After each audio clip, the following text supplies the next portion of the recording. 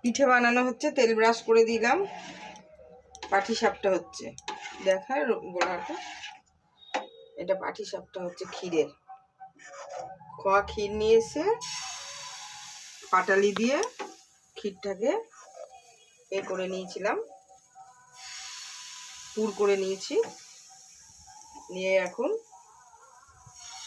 পাটিসাপটা হচ্ছে।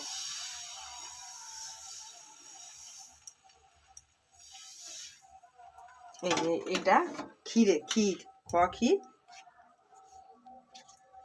দুধ দিয়ে,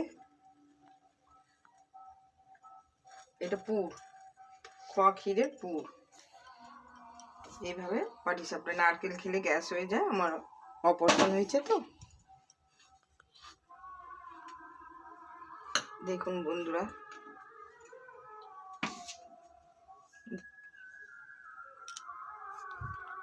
দেখবেন ভিডিওটা, ভালো লাগলে লাইক করবেন। এইভাবে দেখুন কি সুন্দর উঠে যাচ্ছে।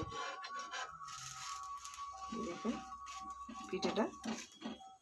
পাটিসাপটা অনেকে করলে তাওয়াতে ধরে যায়, লেগে যায়। আমারটা তা হচ্ছে না, গলাটা ঠিক করে করলে হয়ে যায়। দেখুন